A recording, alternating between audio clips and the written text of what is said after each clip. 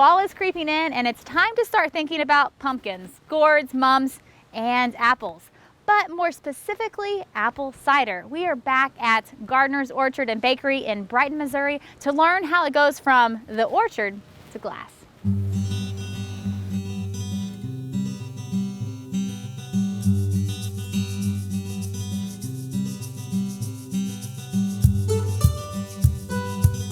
So we're back at Gardner's Orchard here in Brighton, Missouri, and it's been a few years. Yes, a couple years. We're kind of just getting started, and I think I just planted some apple trees, or we're revitalizing some apple trees when we were here, I think 2 or 3 years ago. Right. Yeah, so just a quick backstory, we bought the orchard in 2012, I believe.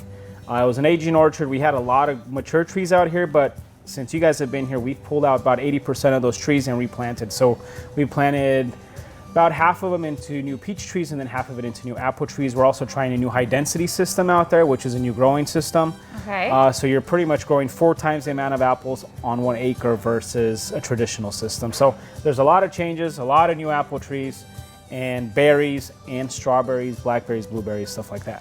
So you have, you're not just selling apples. You decided to step it up a notch, and you're making apple cider. Yes. So how do you do that? Let's start from the very beginning. I know that, in the warehouse out back, the apples are just sitting there waiting for you. Right. So we store them in cold storage. So apples start once they come off the field, or we source it from a local farm. Everything that we press into our cider is grown in Missouri, so it's all locally grown.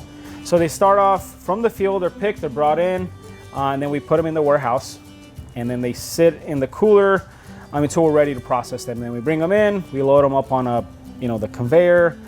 They go through a washing process, and then they run down into the conveyor, the grinder, the press, pasteurizer, tank, and then bottling. Sounds pretty easy. Yeah. so they're being washed. What are you washing them with? Just water? We use a light, like chlorine solution, but very, very little. And then it runs through and then it grinds it all, core, skin, and everything. Well, that was my next question. What grinding? Are you having to peel? Or no, we don't do anything. DC? The machine does it all. So there's just a big grinder. The apples drop in from on top. And like it's grinded meat, or you're grinding cheese? Yeah, it literally looks like ground meat. Okay. But it's apples. It's like this mesh, and then we have these cheesecloth type material that they fold it into, and then they stack them on top of each other, and then they just press it with the hydraulic press. And then it runs through a UV pasteurizer, which helps maintain pretty much the taste of a raw apple cider. And that was our main concern when we got into pasteurization. We wanted to maintain that fresh, raw apple cider feel and taste without You're not losing adding anything else into it. Not right now. No, everything is just 100% juice. We do, on average, we do 2 to 3 varieties of apples depending on what's in season. We'll usually press a tart apple and then a sweet apple and then just What would be an example of a tart apple? So like a Jonathan. Okay. We can use like a Granny Smith, but they're not as readily available as a Jonathan. So Jonathan's probably one of the most used apples in our apple cider. And then we do like a Gala or a Red Delicious. Sweeter varieties. And then as you get more into the fall, Red Delicious that's pretty much what we use, because it's kind of like it's not too sweet, but it's not, and that just gives you that sweet base flavor, and then the tartness adds to that. So it kind of feels like you're eating candy. So, many people have eaten many varieties of apples. When I slice into an apple or bite into an apple, textures vary. Right. Does that matter in the cider process? You can grind the anything. graininess, depends. If you let it sit, it may settle. So you may see it on the bottom. We do filter it. We do filter it, but the settling, whatever's on the bottom, may affect it, but not as far as flavor.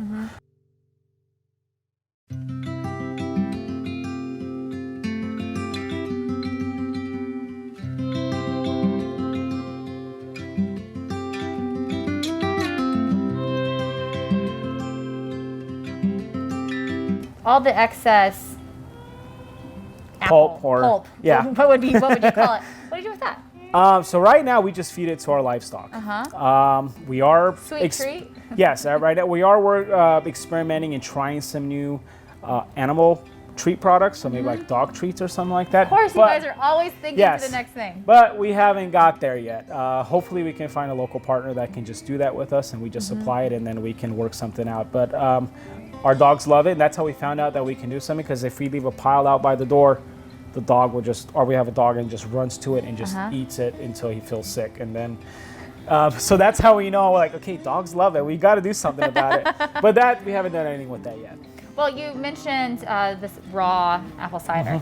What about raw apple vinegar? Have you ventured into the vinegar business? So we are getting into the apple cider vinegar. Okay. So we've done a few tests. Some people have already tried it, and they've loved it.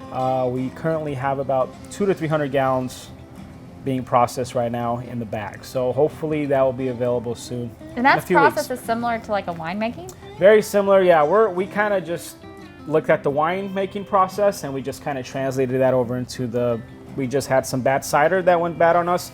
We threw some... So you randomly kind of just fell into it? Yeah, it was by accident. So then we just threw some yeast in it, and then just let nature do its thing. And then a few months later, we had really good vinegar. So we're working on refining that process to where it's more of a scientific method of getting it all done. But we're not there yet. So, but you know there's a market for it. Yes, there's a huge market for it, and each batch is very unique and very specific. So just like wine, where, you know, depending on the environmental conditions, our vinegar is going to be very similar. So each batch will be slightly different because we're using different apples. It's not like we're just doing just Jonathan's or, you know, based on the bricks level and all that fancy stuff. We're not getting scientific on it. It's just going to be... What tastes good? Well, we'll have whatever's in season. So we have leftover apples at the end of the season that we're not turning into apple cider. We'll just press it and not pasteurize it and just run it into the tanks. And then, so yeah, everything's going to be very batch specific, very unique in flavor. So, you know, when we chatted a few years ago, you guys were at farmers markets. You had your farm store set up. But you guys have expanded, and now you can get the cider in local grocery stores. Tell me about the marketing and your role in the sales side of things and how you distributed your products. So we are currently in Hy-Vee stores and price cutter stores with our apple cider. Farmers markets make a huge part of our business. It helps us go to the customer. It helps us go into communities that otherwise we couldn't reach. But from a marketing perspective, we really just started making these YouTube videos and Facebook videos, and we just kind of show people the process. But it's the same thing with just marketing in general, just posting from the beginning to the end. And well, I love about your family story, and we've shared your entire family story before here on the show, but you know, you've just went and done it, and you've researched it, and you've tried it, and you didn't look back. Because I remember when Andre was in college, we're here, and he was, you know, stringing up tomatoes, and he's like, I didn't know what I was doing. I just took what I learned in a book in the classroom and actually made it practical. And whether it was apple cider or vinegar or dog treats or tomatoes, every one of your family members have played a role. And that's what's pretty fascinating about your family story. You know, just, you know, our father took a huge risk running communist Romania, so I think it kind of runs in the blood to take risks. You know, we don't just like think, we just jump and then hopefully we land, right? So far you've been landing pretty solid. So far we've been very blessed, and we've been able to land.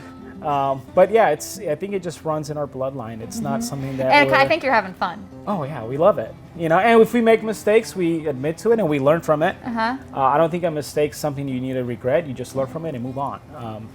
And that's how we've just pretty much done everything out here. We're not experts. We just like to try. You're just real farmers, right? Yeah, real farmers. Yeah. Yeah. Speaking of real farmers, let's plug some of that social media, because that's what's given you some love, and it's identified each family member's personalities within the social media sphere. Right. So, of course, you can follow Gardener's Orchard on Facebook, Instagram, Pinterest, Twitter. Everywhere. We post mostly on Facebook and Instagram from the farm, and I do that. But my brothers, you can follow everybody else. We got Farmer Dre, who does YouTube, and then TikTok, and then Real Farmer, who's Adrian, he does TikTok. So yeah, everybody's kind of involved in any kind of social media. The girls in the bakery have their own, they just started a new channel called In the Bakery, so you can follow some of the recipes of what they do. And even our dog has an Instagram at Rex Gardner. Check him out.